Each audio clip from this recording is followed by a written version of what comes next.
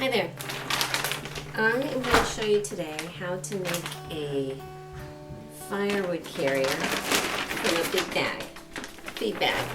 And this is easy, very quick. What I would suggest is that you pick a big one. This is a 50-pound bag because you're going to want the length. So the first thing you're going to do is clean off the outsides just to get any dust and all off that you don't want to run through your sewing machine. The upper edge hopefully is nice and even. If it's not, go ahead and cut it even. The bottom, we're going to go ahead and pull off this strip because you're going to want both ends open. So get my goggles here and pull off this bottom part. Okay. So now we have our bag. What you're going to do is flatten it out. So we have one side piece showing and then a front or back showing. And we're just going to hem these sides. So the first thing, I usually like to do it so that my hems are on the back just because it's prettier on the front, no other reason. And, oh, where are my clips? Get my clips.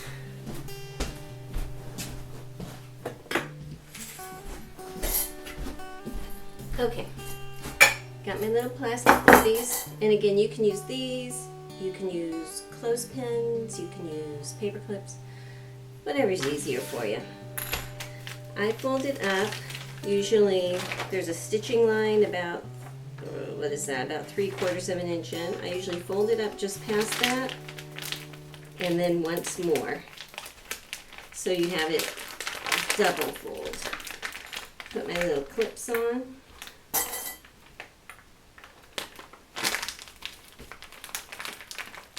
And these hold a lot of weight and really they don't wear out. I've used one for years at a time, and the only reason I replaced it was because I had so many sparks fly out that it burned holes in it, so that was my own fault. Okay, now we're going to do the same thing on the top. Fold up the hem once, and then again. And again, it's like about an inch and an inch, your fold. Very easy. Some bags are thicker than others. Usually for this, I want one that's a little more substantial. So that's why I'm using this big old dog food bag. But even if you get a lighter one, it'll still hold, not worry. Okay, so now I have my two folded up edges, top and bottom, and I'm going to sew a straight seam about 1/4 inch up from the edge.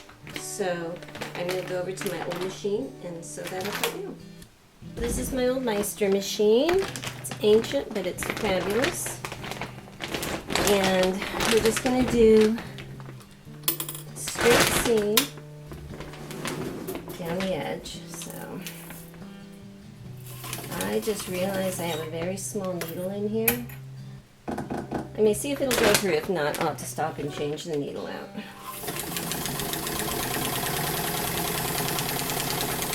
Looks like we're good. I don't do a super narrow stitch, but at the same time, I don't do a big basting stitch either.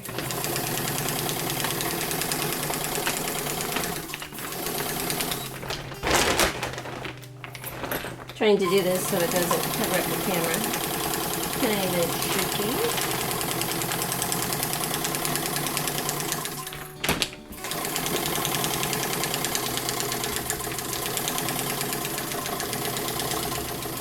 And back it up and lock it in. So, I probably should have changed the needle on this one because it didn't make the cleanest stitch. So before I do the other side, I'm going to go ahead and switch out that needle. Right now I have a 9 in here. I'm going to probably put a 14 in. So I'm going to pause this and take care of that.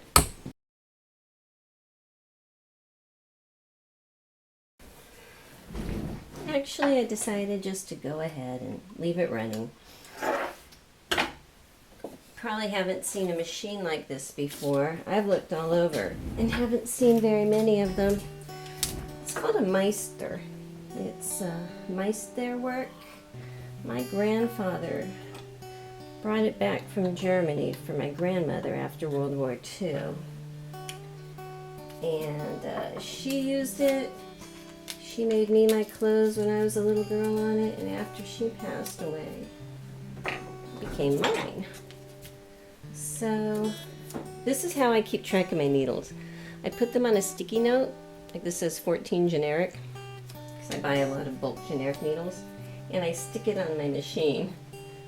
So when I pull it out, I pop it back in with a little sticky note on it, and then they can tell where it is.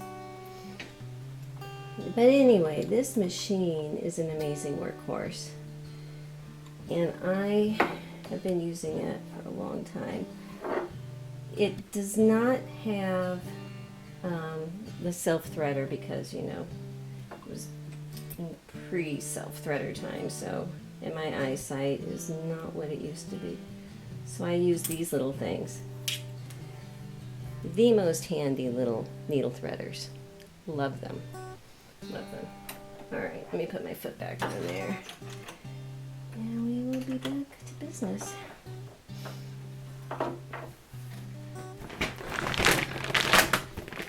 Okay, so we're going to sew this side. Forward, back, here we go.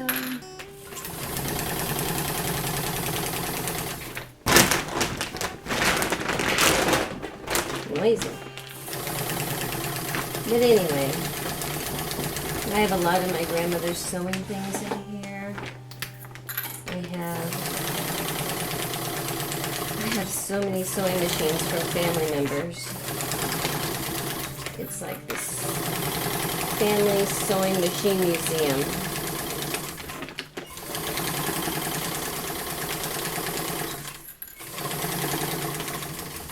And some of my own too.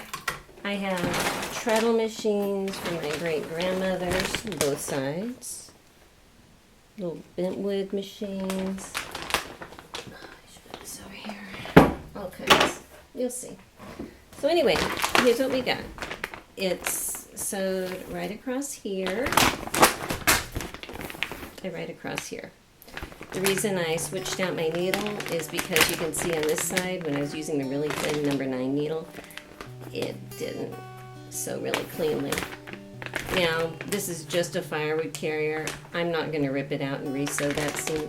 It doesn't matter to me. If it was something really nice, I would. Okay, we're going to turn around. So now it's time for straps. And I have this really light webbing.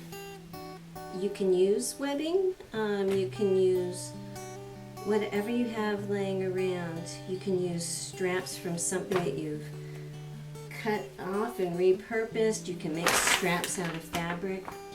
That is totally up to you. Just make sure it's sturdy, because these are going to hold quite a bit of weight. Now, turn your bag so that the pretty side is up. This is going to be the outside of the bag, and I like usually the big picture, the dog picture in this case, on the front. If you're using webbing, I burn the edges to make sure that the webbing doesn't unravel, because it'll have little hairs. So you just light your lighter, rub it on the edge, and you can see it melting, and then you're good. So what you're going to do is find the center. You can measure it, or you can just fold it in half. Once you fold it in half, at that point, get my handy dandy Sharpie, make a tiny dot, and I'm going to measure 3 inches on each side of that little dot and put an X. 1, 2, 3. 1, 2, 3. Okay, you're going to do that on both sides. That's where you're going to know where to put your hand. So again, on this side, I'm going to find the center.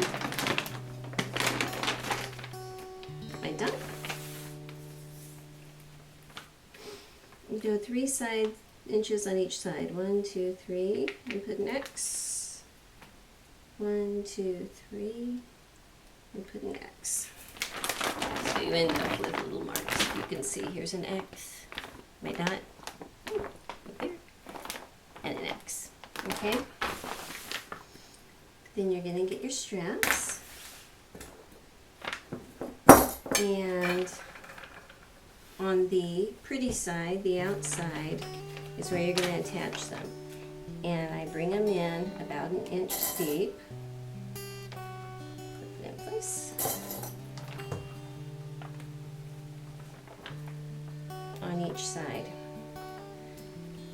And the way I'm going to sew these so it's really strong is like a zigzag. So I'm going to start here, lock in the stitch, go back, back it up, back it up, forward, back it up, forward, back it up, lock it in. That works really well, and it's really quick. So I'm going to go ahead, go back to the machine, put the straps on, and then that's basically it. It's really easy. Here we go. Anyway, I tried to mess with other tripod-y things so you could see the stitching better, but I gotta figure that out. So I'm going forward, backward, forward, backward, forward.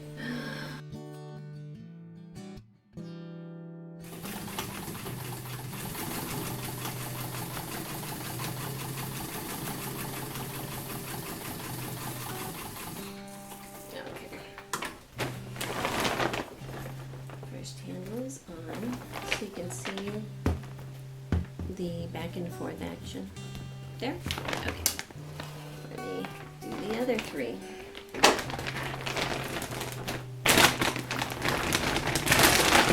Oh, too much stuff. You know, you don't realize how cluttered your sewing room is.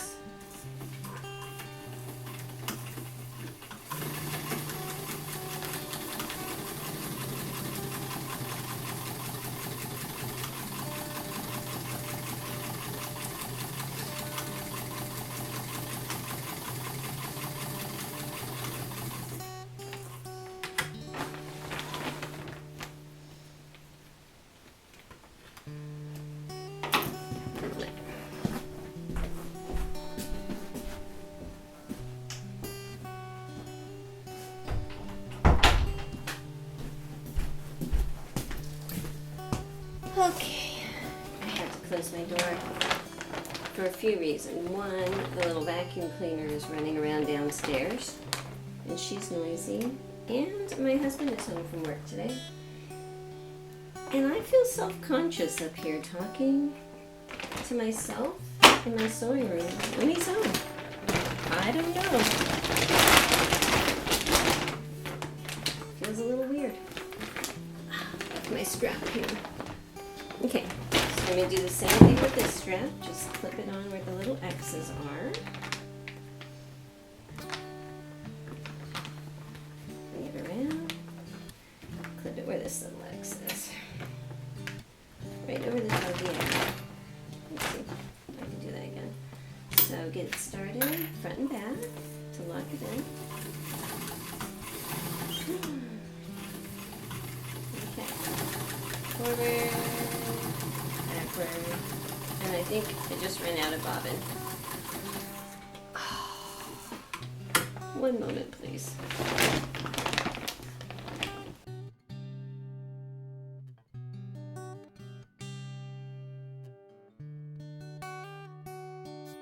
Starting this again from the beginning, going forward. And back. Forward.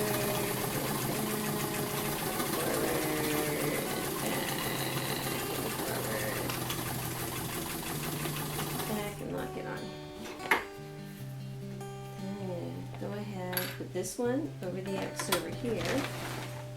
I'll cut the thread later. Just get started. So lock it on. I hope this makes sense. I've tried sewing these things on with a pretty little X-shaped pattern and all that, And honestly, this works the best for me. And it's quick. Alright.